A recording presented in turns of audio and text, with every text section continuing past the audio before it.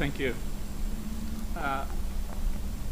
Ladies and gentlemen, I had the opportunity to be working with the United Nations in Baghdad. Messieurs, dames, j'ai eu l'honneur de travailler avec le Bureau des Nations Unies à Bagdad et j'ai été témoin sur le terrain de nombreuses situations très pénibles concernant les droits de l'homme en Irak. Non seulement de la part du gouvernement irakien, mais aussi à travers les interventions et des émissions des autorités iraniennes en Irak. Vous savez qu'il y a des institutions coordonnées qui cherchent à intervenir dans d'autres pays de la part du régime iranien, notamment les gardiens de la révolution, les pastarans, qui ont commis de nombreux crimes contre l'humanité en Irak. Maintenant, je voudrais surtout souligner le rôle des Nations Unies. Quand les résidents du camp d'Ashraf ont été persécutés et assassinés dans le camp d'Ashraf, les Nations Unies ont cherché à m'utiliser, ils m'ont donc sollicité pour aller relever le nombre, un décompte des morts dans le camp d'Ashraf. J'ai demandé une enquête. Malheureusement, il n'y a eu aucune suite à cette demande. Alors que ensuite, j'ai donné suite moi-même auprès du chef du Bureau des Nations Unies en Irak. Il m'a répondu, pourquoi tu veux poursuivre ce dossier, le dossier du massacre des Ashrafiens?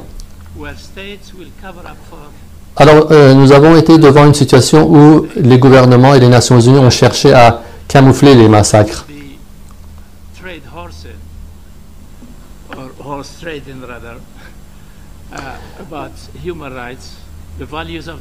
Pour eux, la question des valeurs humaines ont été reléguées en deuxième position devant les principes des droits de l'homme. Je crois que c'est important que nous appelions à une enquête indépendante sur le massacre de non seulement ce qui s'est passé en 1988 en Iran, mais je pense que c'est depuis que une enquête devrait porter sur toute la longueur de l'ère de Khomeini depuis qu'il a pris le pouvoir en 1979 jusqu'à aujourd'hui.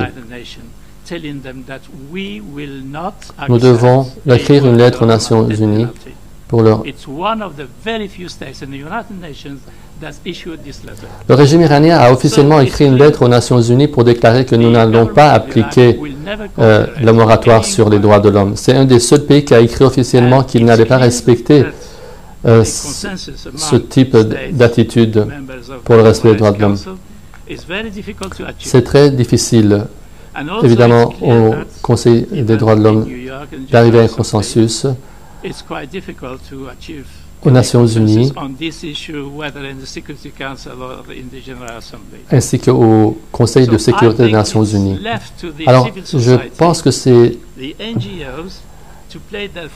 le rôle de la société civile et des ONG de jouer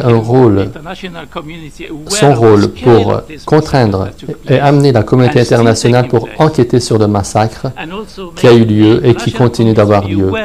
La communauté internationale doit savoir qu'il n'y aura pas d'enquête indépendante sans le travail de la société civile et des ONG.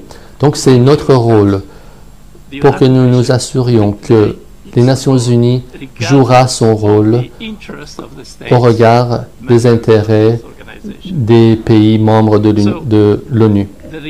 La réalité, c'est qu'il y a des évidences concernant le crime qui a eu lieu en Iran, notamment l'été 1988. Alors, il est actuellement difficile de les interroger sur la situation, mais avec les révélations récentes qui ont eu lieu, il s'avère qu'il y a vraiment eu un crime contre l'humanité en Iran. Les Nations Unies ont récemment renouvelé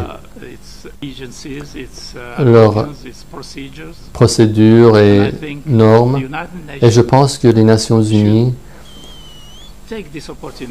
doivent choisir et saisir cette opportunité pour reconstruire sa crédibilité concernant les droits de l'homme.